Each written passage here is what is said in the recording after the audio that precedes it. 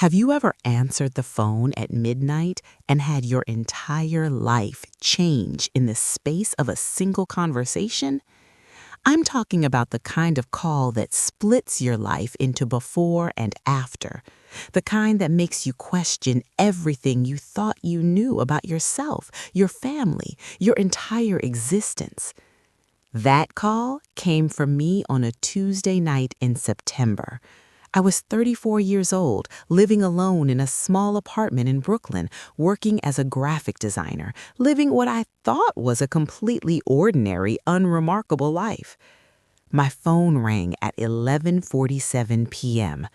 I almost didn't answer. Unknown number? Probably spam. Probably someone trying to sell me an extended car warranty or tell me my social security number had been compromised. But something made me pick up. Maybe intuition, maybe fate, maybe just insomnia and boredom. Hello? There was breathing on the other end, ragged, labored breathing. Then a voice, barely a whisper. Is this Sophie Brennan? My blood ran cold. Nobody calls me Sophie except my mother, and she'd been dead for 10 years. Who is this? My name is... It doesn't matter. I'm dying. I have maybe hours. I need to tell you something your mother made me promise never to tell you.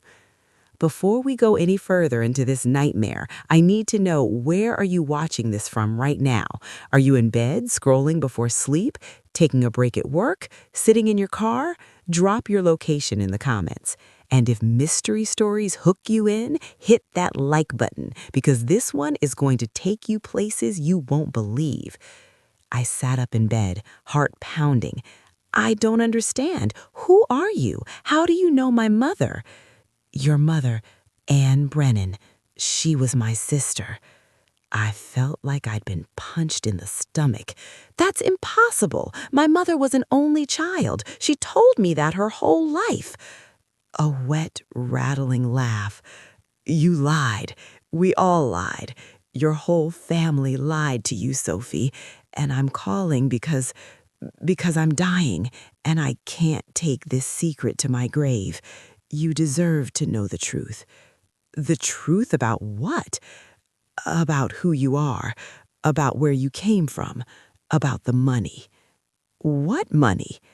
The inheritance, my inheritance, your grandfather's inheritance, millions of dollars that should have been split between your mother and me, but she gave up her share, made me promise never to contact you, never tell you about the family, never let you know you had any other relatives.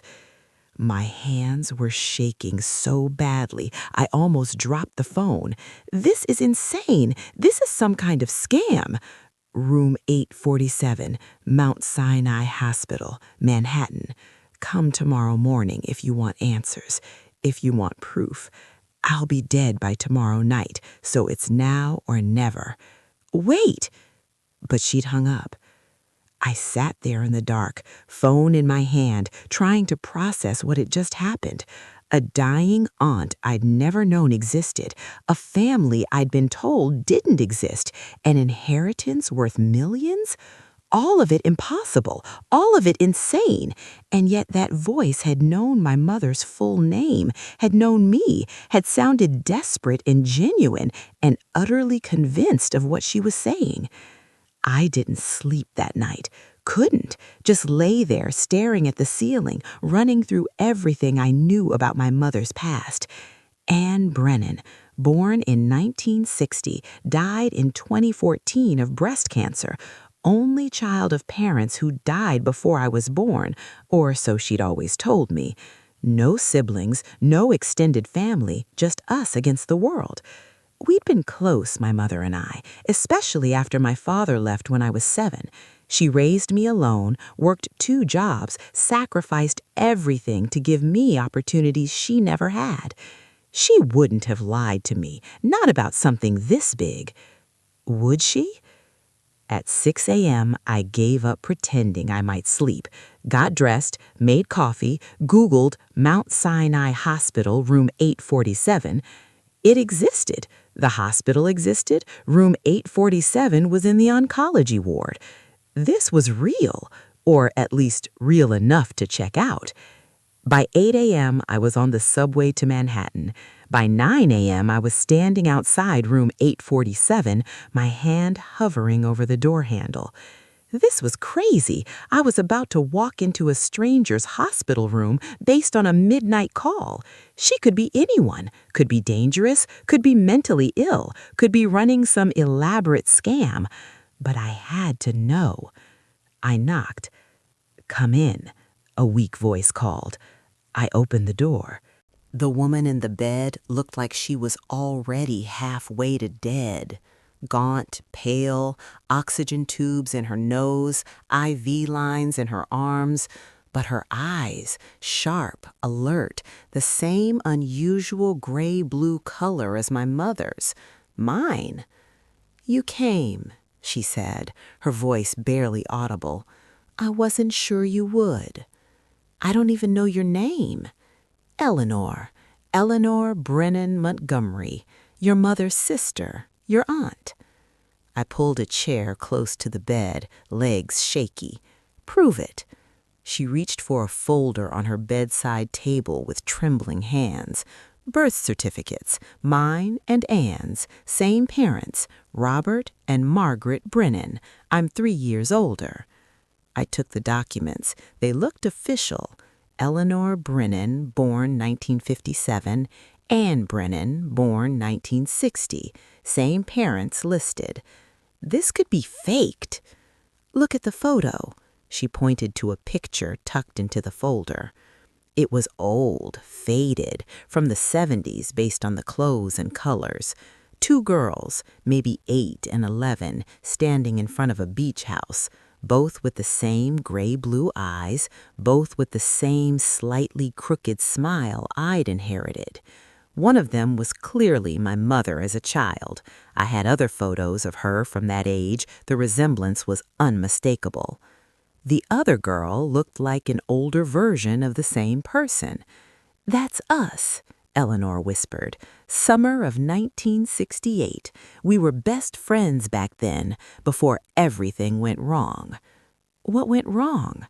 "Our father, your grandfather, Robert Brennan." He took a labored breath. "He was a monster, Sophie. A wealthy, powerful, respected monster." My stomach churned. What did he do? He hurt people, financially, emotionally, physically, built his fortune by destroying others. Your mother, she couldn't take it anymore. When she turned 18, she cut off all contact, changed her name, well, dropped the hyphenated Montgomery part that I'd added when I married. She refused to take a penny of the family money, made me promise never to contact her, never to tell anyone about our family. Why? Because she wanted you to have a different life, a clean life, untainted by our father's crimes and our family's reputation. Crimes? What crimes? Eleanor's eyes filled with tears. Your grandfather, Robert Brennan, died in 2008, left an estate worth $50 million. Half was supposed to go to Anne, but she'd written a letter years earlier, legally disclaiming any inheritance, so it all came to me. And I've been living off blood money for 15 years, money earned through fraud, extortion, ruining lives.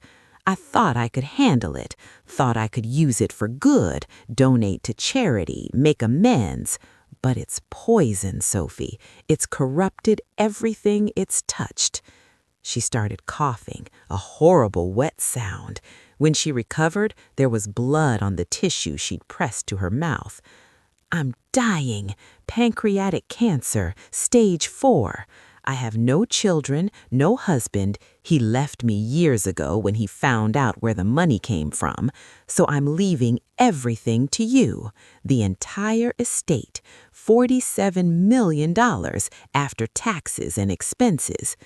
The room tilted. $47 million? Yes, it's yours, whether you want it or not. But before you decide what to do with it, you need to know the truth about your grandfather, about what he did, about the people he hurt. "I don't want blood money." "Good, then donate it. Give it back to the people he stole from. Use it to undo some of the damage. That's what I should have done 15 years ago, but I was too selfish, too corrupted by the comfort it provided." Why didn't my mother tell me any of this? Eleanor's expression softened. Because she loved you, because she wanted you to be free, free from the guilt, the shame, the weight of our family sins. She gave up millions of dollars so you could grow up normal, so you could make your own way without the burden of dirty money. I struggled my whole life, worked 2 jobs. We lived paycheck to paycheck, and there were millions of dollars just sitting there? She chose that struggle, chose it for you, chose poverty over poison. I felt tears running down my face. I could have helped her. We could have used that money for her cancer treatments, better doctors, experimental treatments. But she wouldn't have wanted that. She died the way she lived, on her own terms, unbeholden to our father's legacy. Eleanor reached out and took my hand with her cold, papery fingers. "I'm sorry, Sophie. Sorry for dropping this on you. Sorry for the burden. But you needed to know. Someone needed to know the truth. And now you get to decide what to do with it." What if I don't want it? What if I walk away? Then it goes to distant cousins who will spend it on yachts and vacation homes and never give a damn about where it came from. At least you have your mother's conscience. At least you might do something meaningful with it. She pressed a business card in my hand. "That's my attorney. He has all the documentation, the will, the estate details, everything you need. He's expecting you." "How long do you have?" "Hours, maybe a day. The doctors say my organs are shutting down." "Is there anyone I should call? Anyone who should be here?" "No, there's no one left. Just you, the last of the Brennans who might still have a soul." I sat there with this dying stranger, this dying aunt, and felt the weight of 3 generations of family secrets crushing down on me. I don't know what to say. Say you'll think about it. Say you'll read the documents. Say you'll make a choice with your eyes open instead of living in ignorance like I did. "I'll think about it." "Good." She closed her eyes, exhausted. "Thank you for coming, for giving an old woman a chance to confess before she dies." I stayed for another hour, just sitting there while she slept, trying to process the impossible situation I'd been dropped into. At noon, I left the hospital with a folder full of documents and a business card for an attorney named Richard Rothenstein. My phone rang as I walked out into the September sunshine. Unknown number. I answered. "Sophie Brennan, this is Richard Rothenstein, Eleanor's attorney. She told me you might be calling. Can you come to my office today? We have a lot to discuss." Richard Rothstein's office was in Midtown Manhattan, in one of those buildings that screamed old money and established power. Marble lobby, doorman, elevator that required a key card. I felt deeply out of place in my jeans and sneakers. His office was exactly what I expected: dark wood paneling, leather chairs, walls lined with law books and framed diplomas. Rustine himself was in his 60s, silver-haired, impeccably dressed. He looked like someone who'd spent his career handling the affairs of wealthy families. "Ms. Brennan, thank you for coming." He shook my hand and gestured to a chair. "Eleanor called me this morning, told me you'd visited. I'm glad you came." "I'm not sure why I'm here." "Because you're about to inherit a fortune, and you need to understand what that means legally, financially, and ethically." He pulled out a thick folder. "This is Eleanor Brennan Montgomery's will. She's named you as sole beneficiary. Upon her death, which her doctors expect within 24 hours, you'll inherit approximately $47 million in assets, real estate, investments, cash." My mouth went dry. $47 million. Yes, it's a substantial estate, but before you celebrate, you need to understand where this money came from. He pulled out another folder, this one even thicker. "Your grandfather, Robert Brennan, was a real estate developer. On paper, he was successful, respected, philanthropic. In reality, he was a criminal." Eleanor mentioned that. "Did she mention the specifics?" He opened the folder. "Fraud, embezzlement, predatory lending, illegal evictions. He built his fortune by destroying working-class neighborhoods, forcing out poor families, and developing luxury properties for the wealthy." He showed me document after document, court filings, investigative reports, victim testimonies. In the 1980s alone, he displaced over 500 families from rent-controlled buildings in Brooklyn. Many of them ended up homeless. At least 3 people died as a direct result. One elderly man froze to death after being evicted in December. I felt sick. In the 90s, he ran a predatory lending scheme that targeted immigrant families, convinced them to take out mortgages they couldn't afford, then foreclosed and sold the properties for profit, destroyed hundreds of families' financial futures. More documents, more victims. He was investigated multiple times but never prosecuted.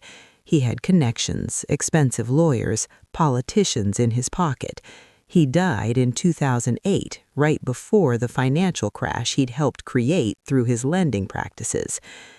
"Why are you telling me all this?" "Because Eleanor wanted you to know, wanted you to understand that this isn't clean money. It's blood money, money earned by crushing people who couldn't fight back." He leaned forward. "You have 3 options. 1, accept the inheritance and do whatever you want with it. Legally, it's yours. 2, disclaim the inheritance and walk away. 3, accept it and use it to make restitution to your grandfather's victims." How would that even work? Most of this happened decades ago. I've been researching that for Eleanor. She asked me to near the end, when she started thinking about legacy. There are ways. Victim funds, donations to housing advocacy groups, direct payments to families who can be located and verified. It would take time, investigation, legal work, but it's possible. Has anyone done it before? Not on this scale, but you'd be setting a precedent, creating a model for dealing with inherited wealth that came from exploitation. I stared at the documents spread across his desk. I don't know if I can handle this. I understand. It's an enormous burden to drop on someone, but Eleanor felt you deserved to know the truth, that you deserve the choice she never felt strong enough to make. She lived off this money for 15 years. Why didn't she make restitution while she was alive? Rothstein sighed. Fear, guilt, weakness. She told me many times that she wanted to, but she couldn't bring herself to give up the comfort, the security, the lifestyle. By the time she was diagnosed with cancer, she realized she'd wasted her chance. That's why she's giving it to you, hoping you'll be stronger than she was. That's a hell of a thing to put on someone. Yes, it is. He pulled out one more document. This is a list I've compiled. Every victim I could find or their surviving family members. 347 people. Some of them are dead now. Some of them have moved away and can't be located. But many are still here, still struggling, still bearing the scars of what your grandfather did. I took the list with trembling hands. Names, addresses, brief descriptions of what had happened to each person. Dolores Martinez, age 78, evicted from rent-controlled apartment in 1984, became homeless for 6 months, never fully recovered financially. The Hassan family, targeted by predatory lending scheme in 1997, lost their home and life savings. 3 children dropped out of college. Gregory Thompson, deceased, 1989, died of hypothermia after being illegally evicted in winter. Story after story, life after life destroyed or damaged by one man's greed. How did my mother live with knowing this? Your mother didn't. That's why she left, why she gave up her inheritance, why she raised you in poverty rather than touch a penny of this money. She never told me. She wanted you to be free of it, free from the guilt, the moral complexity, the weight of inherited sin. I looked up at Rothstein. What do you think I should do? I'm an attorney. I'm not supposed to give personal advice. Give it anyway. He was quiet for a moment. I think your mother was right to walk away, but I also think Eleanor is right that someone should try to make things right. This money exists. It came from terrible sources, but it exists. Walking away doesn't undo what was done. It just lets the sin sit uncorrected. So I should take it and give it away? I think you should take it and make restitution, real, meaningful restitution, not charity, not donations, actual payments to the people who were harmed. It would take time, probably, but you're young, you have time, and you'd be doing something your grandfather never did and Eleanor couldn't bring herself to do, taking responsibility for the harm that was done. My phone buzzed. A text from an unknown number. Sophie, this is the nurse in room 847. Eleanor passed away 10 minutes ago. She asked me to tell you that she's sorry for the burden and she hopes you'll be braver than she was. I stared at the text, feeling tears well up for a woman I'd met once who'd carried secrets and guilt for decades and had only found the courage to confess with hours left to live. She's gone, I said quietly. Rothstein nodded. Then the estate is officially yours. What do you want to do? I looked at the list in my hands. 347 names. 347 lives damaged or destroyed. 347 people who'd been waiting decades for someone to acknowledge what had been done to them. I want to make it right, I said. All of it. Every person on this list. I want to find them, verify their stories, and give them what they're owed. That's a massive undertaking. I know, but it's the right thing to do, and my mother would want that. She gave up millions so I could grow up with a conscience. I'm not going to waste that gift by keeping dirty money. Rothstein smiled, the first genuine smile I'd seen from him. Your mother would be proud. Eleanor, too, I think. When can we start? Right now. But first, there's something else you should know. My stomach dropped. What now? Your grandfather's business partners. 3 men who helped him build his empire and profited from his crimes. They're still alive, still wealthy, still operating. And when word gets out that you're trying to make restitution to victims, they're going to come after you. Come after me how?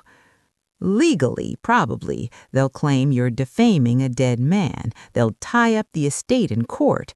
They might even sue you personally for damages to their reputations. Can they win? They can make your life very difficult, expensive, time-consuming. They have resources and motivation to protect their own legacies. What's their motivation? They didn't inherit anything. No, but if you start compensating victims, you're implicitly admitting that crimes were committed. That makes them accessories. That opens them up to lawsuits, criminal investigations, financial ruin. So they'll fight me to protect themselves? Exactly. I thought about that. Thought about my quiet life as a graphic designer, thought about being thrust into legal battles with powerful, wealthy men. Then I thought about my mother, working 2 jobs while millions sat untouched because she refused to profit from suffering. Let them come, I said. I'm doing this anyway. The first person on the list was Dolores Martinez, age 78, still living in Brooklyn, in a different apartment than the one she'd been evicted from 40 years ago. I found her address and showed up unannounced on a Saturday morning. Probably not the best approach, but I didn't know how else to do this. She answered the door slowly, peering out through a chain lock. "Can I help you?" "Mrs. Martinez? My name is Sosie Brennan. I'm Robert Brennan's granddaughter. I need to talk to you about what happened in 1984. Her face went pale. "I don't want any trouble." "I'm not here to cause trouble. I'm here to apologize and to offer compensation for what my grandfather did to you."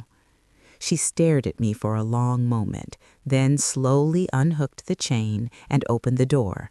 Her apartment was small, cluttered with the accumulation of decades, photos on every surface, a walker by the door, the smell of coffee and old carpet. We sat in her living room while I explained who I was, what I'd inherited, what I was trying to do. She listened in silence, her weathered hands folded in her lap. When I finished, she spoke. I was 44 years old, single mother of 2 teenage boys. I'd lived in that apartment for 20 years, my whole adult life. Rent was $350 a month, and I could just barely afford it working as a home health aide. What happened? Your grandfather bought the building. Suddenly, everything changed. The heat stopped working in winter, the water was shut off for repairs that never happened, mysterious fires broke out. We all knew what he was doing, trying to force us out so he could gut the building and turn it into luxury condos. Did you try to fight it? We tried. Got a lawyer, filed complaints, organized with other tenants, but your grandfather had deeper pockets and better lawyers. Eventually, he found some technicality, claimed we'd violated our leases by having too many occupants, which was nonsense. We were all evicted, given 30 days to leave.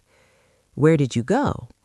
A shelter at first, then Section 8 housing, but the waiting list was 2 years. My boys and I lived in that shelter for 6 months.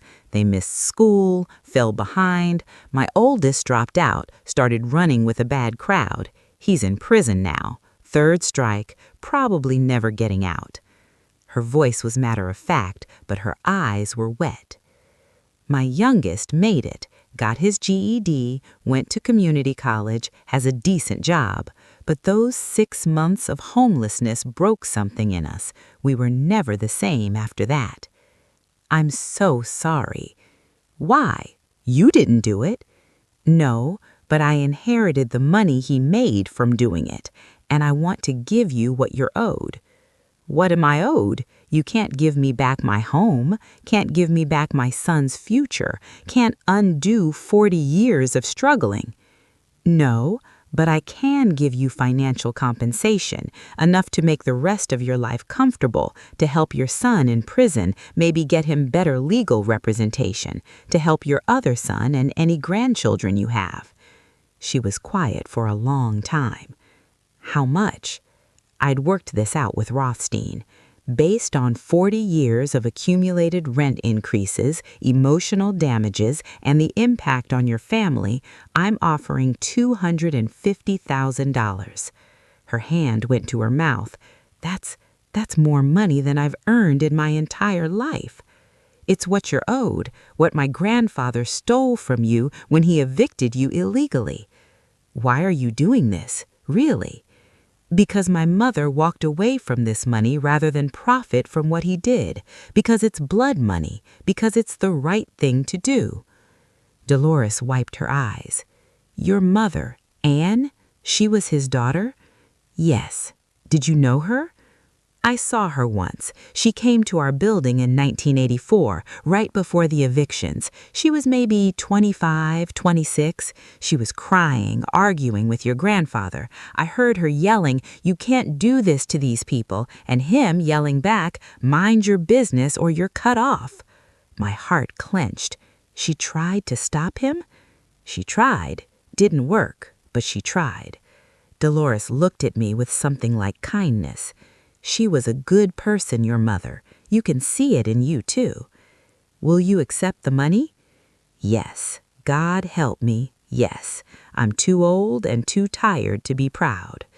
I pulled out the paperwork Rothstein had prepared. She signed with shaking hands. There's one more thing, I said. I'm going to do this for everyone on my list, everyone my grandfather hurt, but when word gets out, his business partners are going to try to stop me. They might contact you, try to get you to say you weren't really harmed or that you're lying. Let 'em try. I've got nothing to lose, and I've got my story, same as I've always had. I visited 6 more people that week. Each conversation was similar. Initial suspicion, then cautious hope, then tears when they realized I was serious. The Hassan family, the Thompsons, Gregory's widow and children, the Rodriguezes, the Kims, each with their own story of devastation, of lives derailed by my grandfather's greed. Each accepting compensation with a mixture of gratitude and lingering anger that nothing could truly make up for what was taken. By the end of week 2, I'd compensated 23 families, spent $5.4 million. That's when the lawsuits started. The first came from someone named Gerald Hartman, one of my grandfather's business partners, a cease and desist order claiming I was defaming Robert Brennan's memory by implying he committed crimes. Rothstein filed a response. Truth is an absolute defense to defamation. He did commit crimes. We have documentation. The second lawsuit came a week later, this time from all 3 partners jointly. They were suing me for tortious interference, claiming my payments to victims were damaging their business reputations. Can they win? I asked Rothstein. Probably not, but they can drag this out for years and cost you millions in legal fees. That's the strategy. Make it so expensive and exhausting that you give up. I'm not giving up. Good. Because this is about to get ugly. He was right. The story hit the press a month into my restitution project. Heiress makes amends for grandfather's crimes. Suddenly, I was getting interview requests, social media attention, both praise and criticism. She's virtue signaling. This is meaningless. The harm was done decades ago. Why should victims accept money from the family that destroyed them? But also, this is what accountability looks like. More wealthy people should do this. She's trying to make things right. That matters. The business partners went on TV, claimed my grandfather had been a misunderstood genius, that I was a naive young woman being manipulated by activists, that the money should have gone to charity, not so-called victims with questionable claims. I went on TV too. Told my story, showed the documents, let victims speak for themselves about what had been done to them. Public opinion started shifting in my favor. That's when things got dangerous. The first threat came via email. Anonymous sender, untraceable account. Stop what you're doing or you'll regret it. Your grandfather's partners won't let you destroy their reputations. Back off while you still can. I showed it to Rothstein. He immediately contacted the police and hired a security consultant. These men have a lot to lose, he said grimly. If you prove your grandfather was a criminal, you're implicitly proving they were too. That opens them up to lawsuits from their own victims, criminal investigations, financial ruin. So they'll try to scare me into stopping? Or worse. 2 weeks later, someone broke into my apartment while I was out. Nothing was stolen, but everything was ransacked, drawers emptied, papers scattered, furniture overturned. A message was spray painted on my bedroom wall: "Stop or else." The police investigated but found no evidence. No fingerprints, no security footage, no witnesses. "Professional job," the detective said. "Someone who knows what they're doing." I moved out that week, rented a furnished place in a building with 24/7 security, started looking over my shoulder everywhere I went. The threats escalated. A brick through the window of Rothstein's office, threatening calls to victims I'd already compensated, warning them to keep quiet or suffer consequences. A man following me on the subway. When I confronted him, he smiled and said, "Your grandfather made enemies, so do you." I was terrified, exhausted, questioning whether this was worth it. Then I got a call from Dolores Martinez. "Sophie, you need to keep going. Don't let them scare you. We've been scared for 40 years. It's their turn now." "Mrs. Martinez, I don't want you to get hurt because of this." "Child, I'm 78 years old. I've survived homelessness, poverty, losing a son to the system. A few rich men with lawyers don't scare me. You keep doing what you're doing." Others called too. The Hassans, the Thompsons. One by one, the people I'd compensated reached out to tell me they had my back. "We're going public," Gregory Thompson's son said. "All of us. We're holding a press conference. We're telling our stories. Let them try to silence 50 victims." The press conference happened 2 weeks later. 50 victims and their families standing together on the courthouse steps, telling their stories of what Robert Brennan had done to them. It was powerful, devastating, undeniable. The media coverage was massive. National news picked it up. Social media exploded. The business partners tried damage control, held their own press conference claiming the victims were lying, that I'd paid them to make false accusations. But their performance was weak, defensive. You could see the desperation. 3 days after our press conference, the first criminal complaint was filed, not against me, against Gerald Hartman for financial crimes related to his work with my grandfather. Then another and another. The DA's office, under public pressure, opened an investigation into all 3 business partners.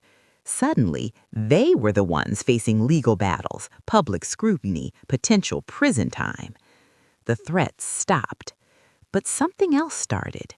Other people came forward, not just my grandfather's victims, but victims of the business partners' other schemes, dozens of them, then hundreds. "You've opened Pandora's box," Rothstein said. "These men have been getting away with crimes for 40 years. Now everyone they've hurt is finding their voice." Is that a bad thing? For them, yes. For justice, no. As the investigations heated up, 2 of the 3 partners agreed to settlement deals. They'd pay restitution to their own victims and cooperate with investigators in exchange for reduced charges. Gerald Hartman, the ringleader, refused, hired a team of expensive lawyers, and vowed to fight. "He's going to lose," Rothstein said. "The evidence is overwhelming, but he's going to make it expensive and ugly first." He was right. The trial lasted 6 months. I was called as a witness, forced to testify about my grandfather's crimes and how I'd learned about them. Hartman's lawyers tried to paint me as an opportunist, someone using my grandfather's reputation to get attention.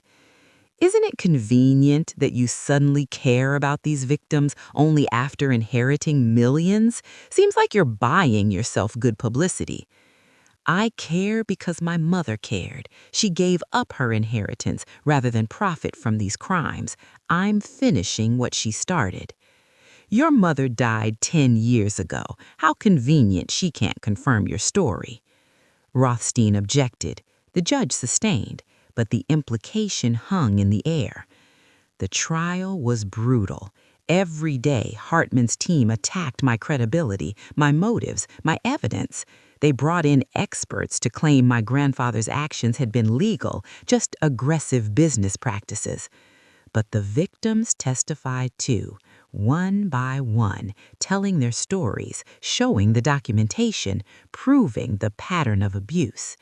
In the end, the jury took just 4 hours to find Hartman guilty on 17 counts of fraud, extortion, and racketeering. He was sentenced to 12 years in federal prison. The other 2 partners, having taken plea deals, got 3 years each. It was over. Finally over. 18 months after that midnight phone call from Eleanor, I'd compensated 312 of the 347 victims on Rothstein's list. The remaining 35 couldn't be located, or had passed away without surviving family. I'd spent $38 million, had $9 million left. "What do you want to do with the rest?" Rothstein asked. I'd been thinking about that question for months. "I want to create a foundation," I said, "one that helps victims of financial exploitation, legal aid for tenants facing illegal eviction, financial counseling for people targeted by predatory lenders, advocacy for stronger protections. A legacy foundation. Yes, my grandfather's money used to undo the kind of harm he caused permanently." We set it up over the next few months. The Brennan Accountability Foundation, mission to support victims of financial exploitation and advocate for systemic change. I hired staff, people with backgrounds in tenant advocacy, financial counseling, legal aid, people who understood exploitation from the inside because they'd survived it. Dolores Martinez joined our board of directors, so did several other victims. "We're the experts," Dolores said at our first board meeting. "We know what victims need because we've been there." The foundation grew quickly. We helped hundreds of families in the first year, prevented illegal evictions, stopped predatory loans, provided emergency financial assistance. We also started going after other landlords and lenders who were using my grandfather's tactics, filed lawsuits, supported investigations, pushed for legislative change. "You're making enemies," Rothstein warned. "Good. They should be afraid. What my grandfather did wasn't unique. It's still happening every day. Someone needs to fight back." My personal life changed too. I'd quit my graphic design job to focus full-time on the foundation, moved into a modest apartment, living off a small salary from the foundation rather than the inheritance. I dated someone for a while, a legal aid attorney who understood what I was trying to do. It didn't work out, but it was nice to have someone who got it. I reconnected with old friends who'd been curious about what happened to me after I disappeared into this project for a year and a half. "You're like a completely different person," one friend said, "more serious, more driven." "I found my purpose," I said. "That changes you." 2 years after the midnight phone call, I got a letter. It was from Gerald Hartman in prison. The handwriting was shaky, the paper cheap prison stationery. "Miss Brennan, I'm writing to tell you that you ruined my life. I'm 72 years old and I'll die in here. My reputation is destroyed. My family won't speak to me. I've lost everything. I hope you're happy. But I'm also writing to tell you something else. Your grandfather would be proud of you. Not because of what you did with the money, he'd hate that, but because you fought like hell for what you believed in. You took on powerful enemies and won. You didn't back down when threatened. You saw something wrong and you fixed it. Robert was many things, most of them terrible, but he was a fighter. So are you. That's his real legacy in you. Not the money, the spine. I still think you're wrong. I still think we did nothing illegal, just smart business, but I respect the fight. Good luck with your foundation. I hope it does some good, though I doubt it will. Gerald Hartman. I read the letter 3 times, not sure how to feel. Was he right? Was I like my grandfather in some fundamental way? I showed the letter to Dolores. "He's half right," she said. "You are a fighter like your grandfather, but you're fighting for different things. He fought for profit and power. You're fighting for people. That's the difference that matters." Do you think I'm doing enough? Is any of this actually making a difference? Sophie, you gave me my dignity back. You gave hundreds of families their dignity back. You put 3 criminals in prison. You're funding an organization that's helping thousands more. What more do you want? I want to undo it all, every harm, every person hurt. You can't. Some things can't be undone, but you're making it right in the ways you can. That's enough. 3 years after the midnight phone call, the foundation held its annual gala. 200 people attended: donors, victims, advocates, politicians. I gave a speech about legacy and accountability and using privilege for justice. My grandfather spent his life building wealth by destroying others. My mother spent her life refusing to profit from that destruction. I'm spending mine trying to undo the damage and prevent it from happening to others. None of us can choose the family we're born into. We can't choose the legacy we inherit, but we can choose what we do with it. We can perpetuate the harm, or we can try to heal it. That's what this foundation is about. Not charity, not guilt, accountability. Real, meaningful accountability for the harm caused by unchecked greed and power. Thank you all for being part of this work, for believing that it's never too late to make things right. The applause was thunderous. Afterwards, a young woman approached me, maybe 25, nervous. "Miss Brennan, I'm Talia Hassan. My grandparents were on your list. You helped them." "I remember. Your grandfather told me about you. You're in law school, right?" "Yes, I'm studying tenant advocacy law because of what happened to my grandparents and because of what you did to make it right. I want to do what you're doing, hold powerful people accountable." "We're always looking for lawyers." "I know. I'm applying for your summer intern program. I hope I get it." "I hope you do, too." As the gala wound down, I stepped outside for air. The New York City night was cool, the streets quieter than usual. Rothstein found me there. "You did good, Sophie, really good.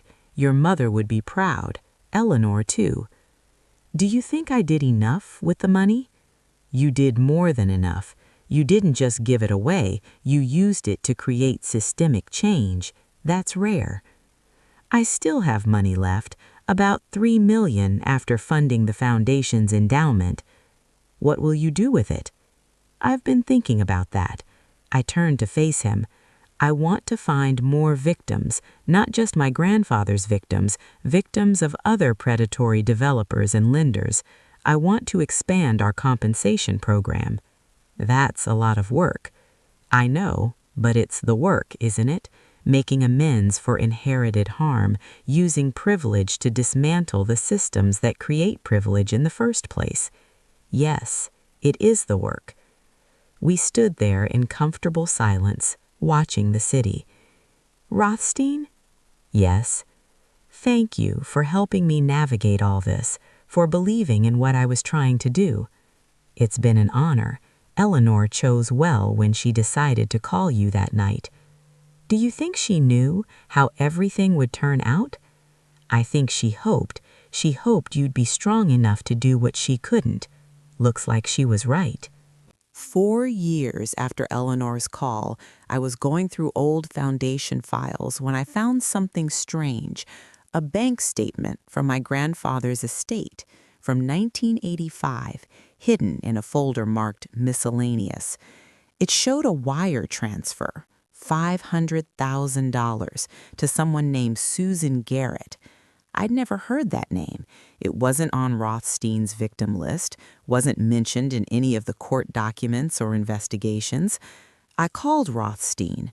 "Who's Susan Garrett?" Long pause. Where did you hear that name? Bank records. My grandfather wired her $500,000 in 1985. Who is she? Another pause. Sophie, some things are better left alone.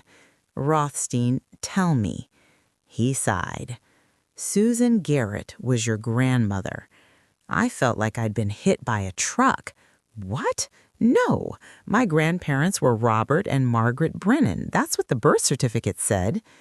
Robert was married to Margaret when your mother and Eleanor were born, yes, but he left Margaret in 1982. She died in 1984. He remarried in 1985 to Susan Garrett. Your mother and Eleanor hated her, refused to acknowledge the marriage. Why didn't Eleanor tell me about her? Because Susan was complicit in your grandfather's crimes. She wasn't just a wife, she was his business partner, helped him run the schemes, falsify documents, intimidate tenants. She was as guilty as he was. Is she still alive? Yes, living in Miami, very wealthy, kept everything after Robert died because she was the legal spouse at the time of his death. So there's another person out there who profited from my grandfather's crimes who should be making restitution but isn't. Yes, but Sophie, she's dangerous. Gerald Hartman was a businessman who got in over his head.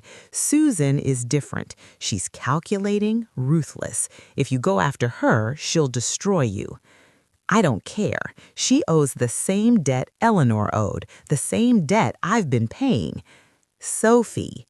Find her. Get her contact information. I'm going to Florida. 3 days later, I was standing outside a mansion in Miami Beach. Security gates, oceanfront property, the kind of wealth that insulates you from consequences. I rang the bell. A woman answered, mid-70s, impeccably dressed, cold eyes. Can I help you? Susan Garrett, I'm Sophie Brennan, Robert Brennan's granddaughter. We need to talk. Her expression didn't change. I have nothing to say to you. I think you do. I know about the crimes. I know you were involved, and I know you've been living off the proceeds for 40 years. If you're here to threaten me, save your breath. I have lawyers on retainer who eat little girls like you for breakfast. I'm not here to threaten you. I'm here to give you a chance to do the right thing. She laughed, actually laughed. The right thing? You mean give away my money to placate people who couldn't compete in the market? I mean compensate the people you and my grandfather victimized, the families you destroyed, the lives you ruined. I victimized no one. Your grandfather and I were successful business people. If some people couldn't handle the competition, that's not my problem. You falsified eviction documents. You threatened tenants. You ran predatory lending schemes. Those aren't competitive business practices. They're crimes. Prove it. I have proved it. 3 of my grandfather's associates are in prison. I've compensated over 300 victims, and I have documents proving you were involved in the schemes too. Her expression finally changed, a flicker of fear. What documents? Bank records, business filings, emails between you and my grandfather discussing how to force out tenants, communications with his associates, all of it time-stamped, documented, admissible in court. You're bluffing. Try me. I've already taken down 3 powerful men. You think I'm afraid of you? We stared at each other for a long moment. What do you want? She finally asked. I want you to do what Eleanor did. Leave your estate to a foundation that will compensate victims, or do it now while you're still alive. Either way, that money needs to go back to the people it was stolen from. And if I refuse? Then I go public. I give these documents to the DA. I file a civil lawsuit. I make you famous for all the wrong reasons. Your reputation, your legacy, everything you've built. I'll tear it down the same way I tore down Hartman and the others. You don't have the resources to fight me. I'm worth $30 million. I can tie you up in court for decades. Maybe, but I have something you don't have. I have the moral ground. I have the victims on my side. I have public opinion. You have money and guilt. She was quiet for a long time. Then, "Come inside. Let's talk." We sat in her obscenely expensive living room and negotiated for 3 hours. She was smart, calculating, looking for every angle to minimize her losses. But in the end, she agreed, not out of remorse, she showed none, but out of calculation. She could see which way the wind was blowing, could see fighting would cost her more than cooperating.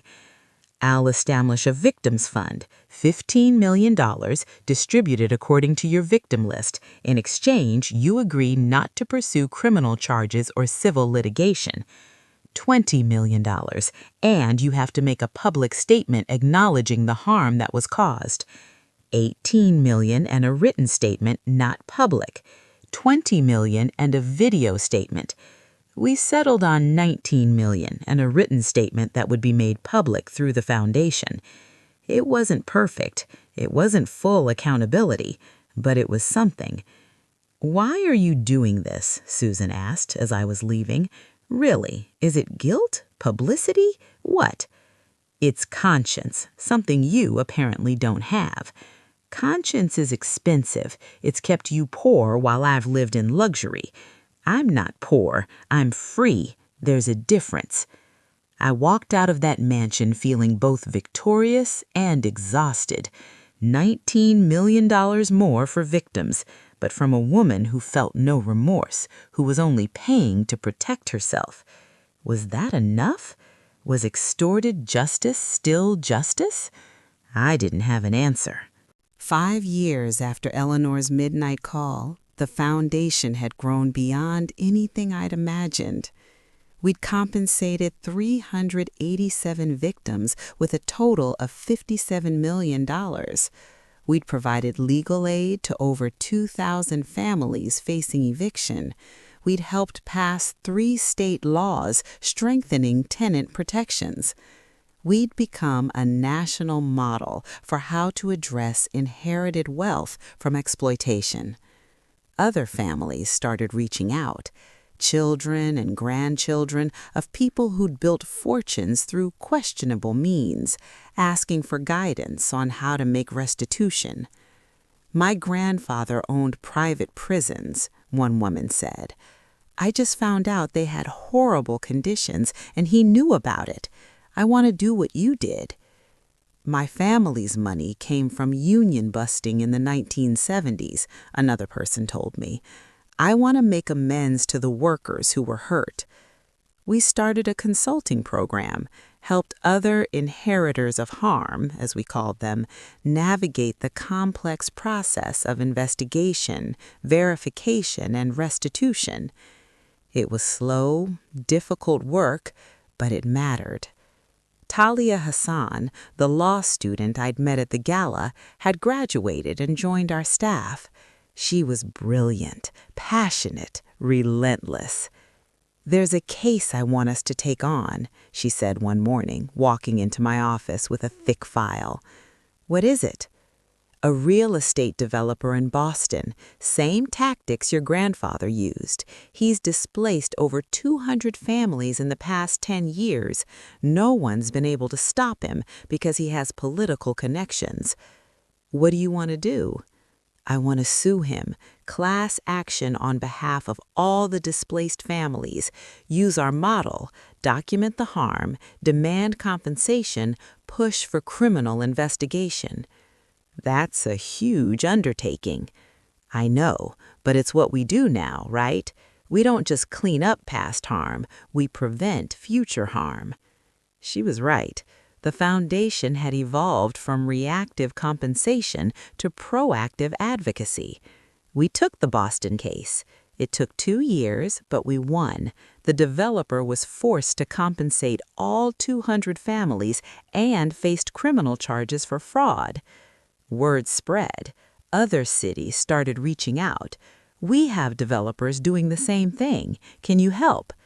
The foundation opened regional offices, Boston, Chicago, Los Angeles, Atlanta, each focused on preventing exploitation and supporting victims. I was traveling constantly, speaking at conferences, testifying before legislatures, building partnerships with other advocacy organizations. It was exhausting, but it felt right, like this was what I was meant to do with my life. My personal life suffered. Relationships were hard when you were constantly traveling and obsessed with work. Friends drifted away, tired of hearing about tenant advocacy and criminal restitution. But I had a different kind of family now. The foundation staff, the board members, the victims turned advocates who'd become my closest allies. Dolores Martinez died when I was 39, peaceful, in her sleep, at age 83. I spoke at her funeral, talked about how she'd given me courage when I needed it most, how she'd been the first person to believe in what I was trying to do. Her son, the one who'd made it, who hadn't ended up in prison, approached me after the service. "My mother talked about you all the time, said you gave her back her dignity. That's all she ever wanted, just to be seen, to be acknowledged, to have someone say, 'Yes, you were wronged, and here's something to make it right.' She gave me more than I gave her. She taught me what justice actually looks like. He left you something in her will. It's not much, but she wanted you to have it." He handed me a small box. Inside was a photo, the one from her living room, of her and her boys before they'd been evicted, a family, whole and happy, before my grandfather had torn them apart. On the back she'd written, "To Sophie, because you gave me hope that the world can be better. Keep fighting." I kept that photo on my desk, a reminder of why the work mattered. 6 years after Eleanor's call, I got a visitor at the foundation office. A young man, maybe 25. He introduced himself as James Hartman. "Any relation to Gerald Hartman?" "He's my grandfather. He's still in prison because of you." My stomach tightened. "I'm sorry, but I can't. I'm not here to threaten you or defend him. I'm here to apologize." I stared at him. Apologize? For what he did, what he and your grandfather did. I was a kid when it happened, but I benefited from it. Grew up in a nice house, went to good schools, never wanted for anything. All bought with stolen money. You didn't do anything wrong. No, but I benefited from what was done, and I want to make it right, like you did. He pulled out a folder. This is everything I could find about my grandfather's crimes. More victims, more schemes, more evidence. I want to give it to you. I want you to use it to help more people. Why? Because I don't want to be like him or my father who still defends him. I want to be like you. I want to use whatever privilege I have to undo harm instead of perpetuating it. I took the folder. This is going to destroy your family relationships. Your father will never forgive you. I know, but I can live with their anger. I can't live with being complicit in covering up crimes. James joined the foundation as a volunteer, helped us identify and compensate more of his grandfather's victims, testified against his own father when more charges were filed. His family disowned him. His father called him a traitor. But he kept showing up, kept doing the work. "Do you regret it?" I asked him once, "losing your family?" "Every day," he said honestly, "but I'd regret more not doing anything. Some things are more important than family loyalty." Watching him navigate the same moral complexities I had, I realized something. This was bigger than me now, bigger than my grandfather's crimes or Eleanor's guilt or my attempts at restitution. This was about creating a new way of thinking about inherited privilege, about teaching people that benefiting from harm creates an obligation to address that harm. It was about building a movement. 7 years after Eleanor's midnight call, 60 Minutes did a feature on the foundation and the concept of accountability inheritance. They interviewed me, several victims, James Hartman, and 3 other inheritors who'd used our model to make restitution in their own families. The episode aired on a Sunday night, 20 million viewers. The response was overwhelming. Hundreds of emails from people saying, "I never thought about inherited wealth that way," or "This made me look at my own family history differently." But also criticism, lots of it. "This is just wealthy white guilt. You can't undo the past. This is performative nonsense. What about people who built wealth honestly? Should they feel guilty too?" The debates raged on social media, in opinion columns, in living rooms across America. Was inherited privilege a moral problem? Did benefiting from past harm create an obligation to address it? Could restitution ever truly make things right? These weren't easy questions. They didn't have easy answers. But people were asking them. That felt important. A week after the 60 Minutes episode aired, I got a call from a U.S. Senator. "Ms. Brennan, I watched your story. It gave me an idea for legislation. Would you be interested in working with my office on a bill that would create tax incentives for restitution payments?" "What kind of tax incentives?"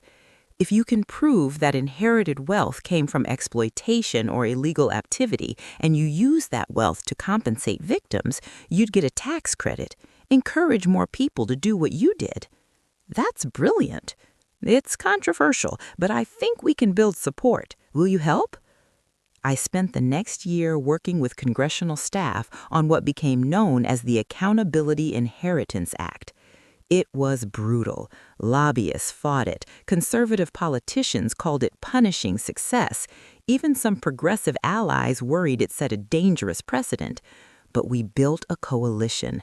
Victim advocacy groups, religious organizations, even some wealthy families who recognized the moral imperative. The bill passed the House, stalled in the Senate, was revived with amendments, finally passed in a compromise version that was weaker than we'd hoped, but still meaningful. The president signed it into law on a cold day in January, 8 years after Eleanor's call. I stood in the Oval Office surrounded by other advocates and watched the president's signature turn our work into national policy. "This is for all the Doloreses," I said in my remarks afterward, "for all the victims who were never compensated, never acknowledged, never given justice. This doesn't undo what was done, but it creates a pathway for others to try." The law had real impact.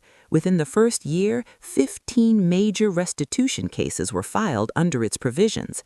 By year 3, over $200 million had been paid out to victims of various forms of historical exploitation. It wasn't enough, it would never be enough, but it was something. My personal life had become non-existent.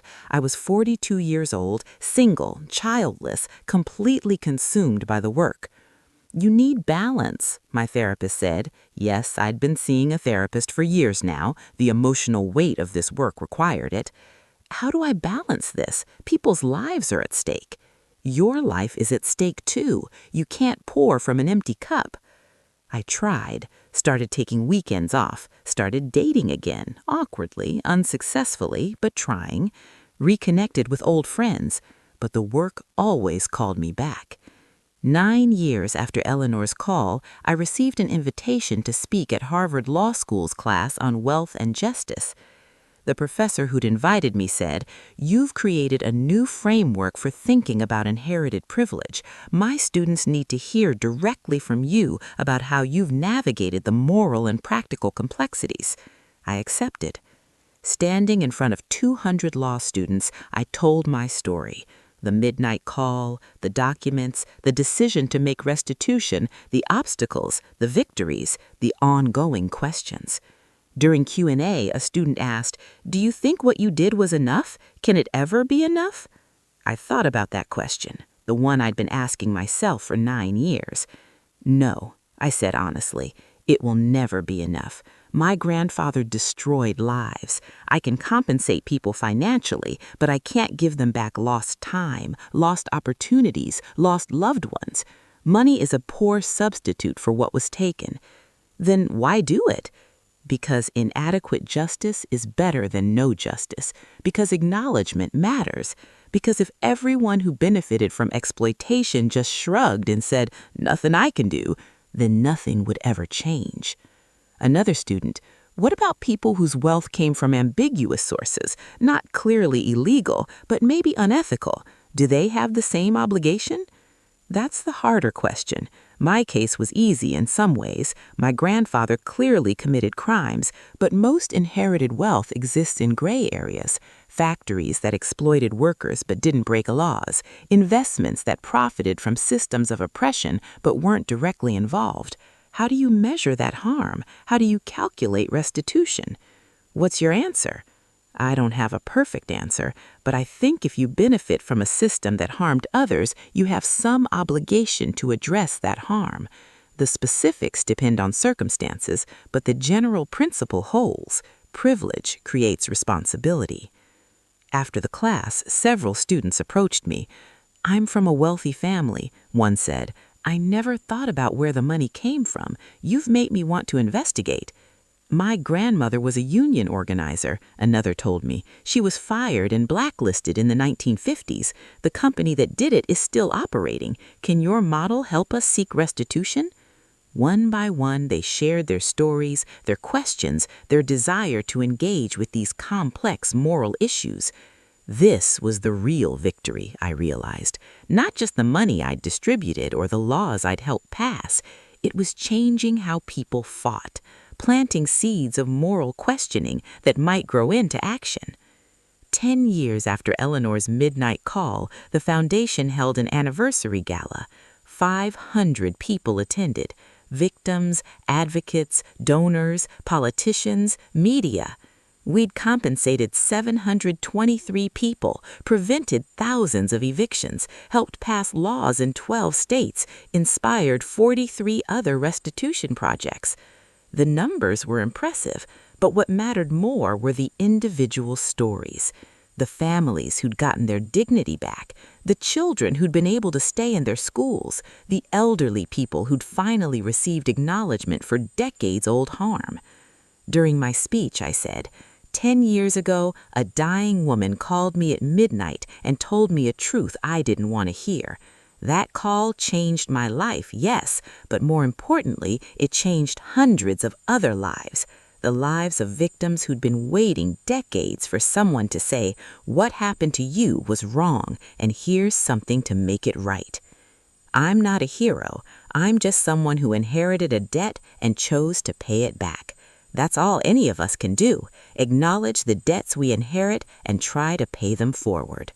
The applause was thunderous. Afterward, as the party wound down, I stepped outside for air. Rothstein found me there. He'd been with me every step of this journey. 10 years, he said. Can you believe it? Feels like a lifetime. Feels like yesterday. What's next for you? More of the same, I guess. There are always more victims, always more harm to address. Do you ever want to just stop, live for yourself? Maybe someday, but not yet. Eleanor gave me this burden, yes, but she also gave me purpose. That's not something everyone gets. We stood in comfortable silence, watching the city lights. Do you think you've done enough to make up for your grandfather? No, but I've done something, and something is better than nothing. 12 years after Eleanor's call, I turned 46. The foundation was running smoothly with a capable staff. We'd grown to 50 employees, 7 regional offices, an annual budget of $12 million. I'd been thinking about succession planning, about what happened to the foundation if something happened to me. "You need to step back," Margaret, my deputy director, said. She was a former tenant organizer who joined us 5 years earlier. "You've been running at 100% for over a decade. You're going to burn out." "I can't step back. This is my responsibility."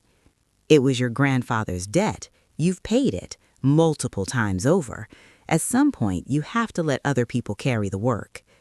She was right. I knew she was right. But letting go felt like abandoning the mission. Still, I started delegating more, traveling less, taking actual vacations, something I hadn't done in years. On one of those vacations, to a quiet beach town in Maine, I met someone. His name was Thomas. He was a high school history teacher, divorced, had a teenage daughter. We met at a coffee shop, started talking about the book I was reading, ended up talking for 3 hours. He had no idea who I was, hadn't seen the 60 Minutes episode, didn't recognize my name. It was refreshing. We dated long distance for 6 months. Then he asked if I'd ever consider leaving New York. For what? For a life, a real life, not just work. I'd never considered it. New York was where the foundation was, where the work was. But maybe Margaret was right. Maybe I'd paid the debt. Maybe it was time to live for myself. Let me think about it. I spent months wrestling with the decision. Could I leave? Should I leave? Was it abandoning my responsibility or fulfilling it by trusting others to continue the work? I talked to therapists, to friends, to foundation board members. The work will continue with or without you, Dolores' son told me. He joined our board years earlier. You built something sustainable, now let it sustain itself. James Hartman, who'd become one of our key staff members, said, "You've given enough, more than enough. If you want to live a normal life now, you've earned it." Even the victims I'd worked with most closely supported it. "We got justice from you. Now give yourself peace." I talked to Thomas about it honestly. "I need you to understand," I said, "this work will always be part of who I am. Even if I step back, I can't completely walk away." "I'm not asking you to. I'm just asking you to make space for something else too, for us, for a life that isn't entirely defined by your grandfather's sins." In the end, I compromised. I stepped down as executive director, but stayed on the board, moved to Maine, but continued consulting on major cases, created boundaries, but maintained connection. It felt like the right balance, finally. Thomas and I got married in a small ceremony on the beach. His daughter, who'd been skeptical of me at first, became a passionate advocate herself, inspired by the foundation's work. "I want to be a lawyer like Talia," she told me. "I want to help people who've been screwed over by powerful people." "You'd be good at it." Life in Maine was quieter, slower. I taught part-time at a local college, a course on ethics and inherited privilege, wrote a book about my experiences, spent time with Thomas and his daughter. But I also stayed connected to the work. Monthly board meetings, quarterly site visits to regional offices, annual speaking engagements at conferences and universities. The foundation continued to grow. By year 15, we'd compensated over 1,500 victims, helped pass federal legislation, inspired similar projects in 6 other countries. The concept of accountability inheritance had gone global. Other nations were grappling with their own histories of exploitation, colonialism, slavery, genocide. Our model was being adapted and applied in contexts I'd never imagined. "You started something bigger than you knew," Rothstein told me during one of our periodic check-ins. He'd retired years earlier, but remained a friend and mentor. "I just answered a phone call." "You answered it, and then you did the work. Most people wouldn't have." 15 years after Eleanor's call, I got an email from Susan Garrett's attorney. Susan had died. In her will, she'd left her remaining estate, $8 million, to the foundation. She wanted me to tell you that she never admitted to any wrongdoing, but she recognized that what you built mattered. This is her final contribution. It felt hollow, a deathbed gesture from someone who'd never shown genuine remorse. But $8 million would help a lot of people, would fund years of advocacy work. I accepted it, added it to the foundation's endowment, used the income to expand our work. Sometimes justice comes from unlikely sources. 18 years after the call, I received the Presidential Medal of Freedom for pioneering the concept of accountability inheritance, for demonstrating that privilege creates responsibility, for using inherited wealth to address inherited harm. Standing in the White House, shaking the president's hand, I thought about Eleanor, about that midnight call that had changed everything, about my mother who'd given up millions to give me a clean conscience, about Dolores who taught me what justice actually meant to victims, about all the people who'd helped build something meaningful from inherited shame.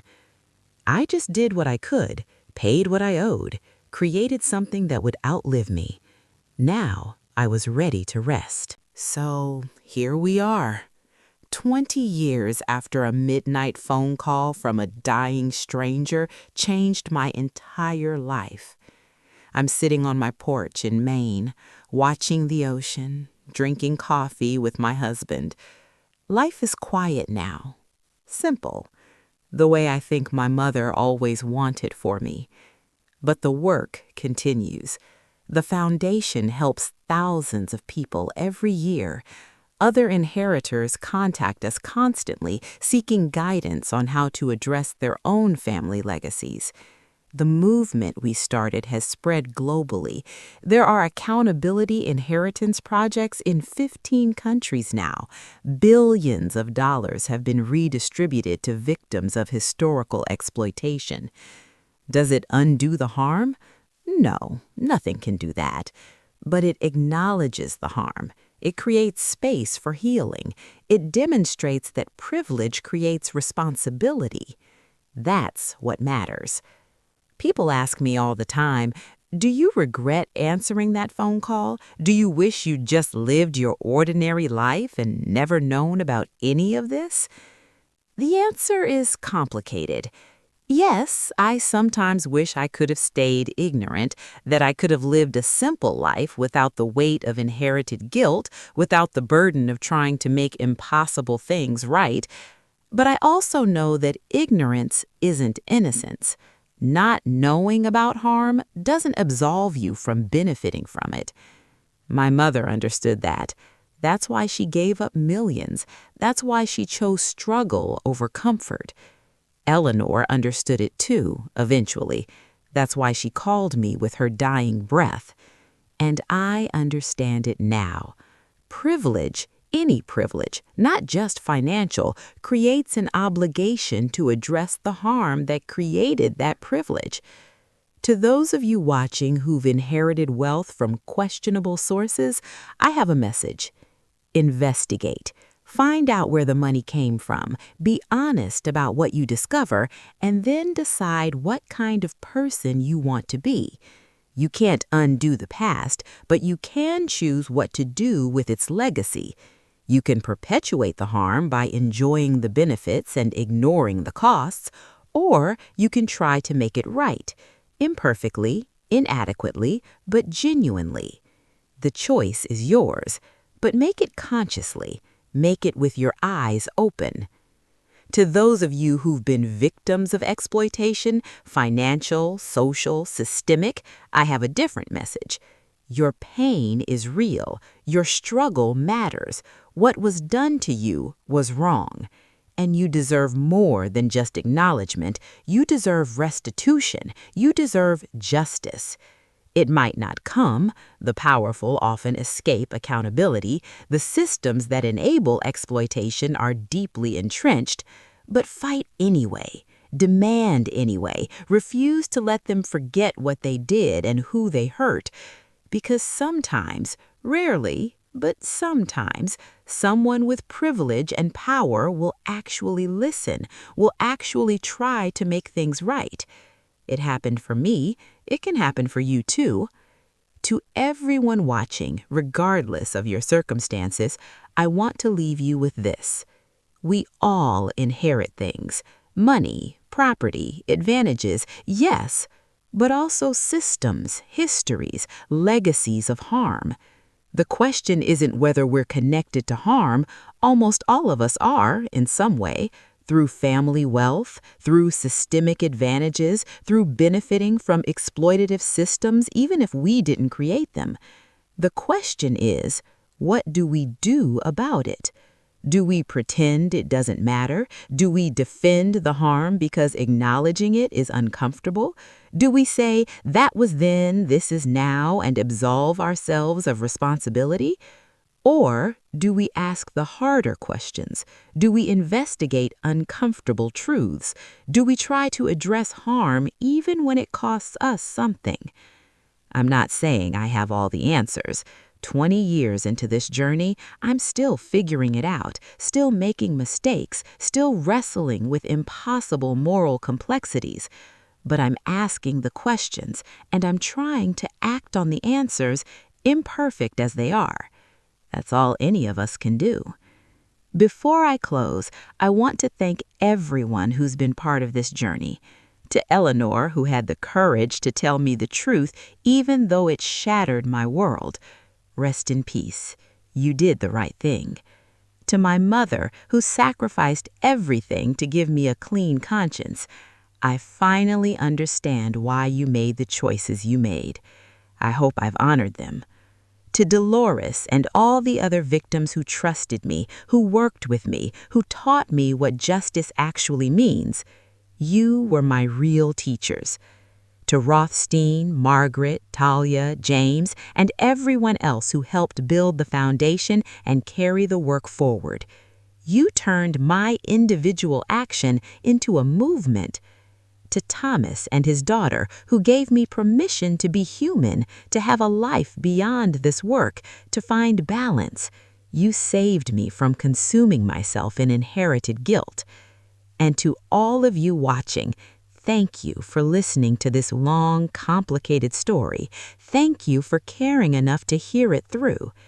If this story resonated with you, please hit that like button. It helps other people find it, and maybe someone out there needs this message. Subscribe to this channel. We share stories of people grappling with complex moral questions, making hard choices, trying to do right by others, even when it costs them something. Share this video with someone who might need it, someone wrestling with inherited privilege, someone who's been victimized by exploitation, someone who's trying to figure out what justice actually means. And drop a comment. Tell me where you're watching from. Tell me if you've inherited anything, wealth, advantage, or harm, and how you're dealing with it. Let's have real conversations about these complex issues. The work continues, the foundation continues, the movement continues. But individual choices matter. Your choices matter. What will you do with your inheritance, whatever form it takes? What responsibility will you accept? What harm will you try to address? These aren't easy questions, but they're important ones. Thank you for being here. Thank you for listening to this long, complicated story. Thank you for caring enough to hear it through. Thank you for caring about justice, about accountability, about building a better world from the broken pieces we inherit. I'm Sophie Brennan. 20 years ago, a stranger called me at midnight and told me I'd inherited millions in blood money. I could have kept it, used it for myself, lived in comfort and ignorance. Instead, I tried to make it right. It wasn't perfect, it wasn't enough, but it was something. And sometimes, something is all we can offer. But we have to offer it. We have to try. That's the legacy I want to leave. Not wealth, not power, not comfort. Just the example of trying, of asking hard questions, of taking responsibility for inherited harm. Until next time, stay curious, stay honest, stay committed to justice even when it's uncomfortable. See you in the next one.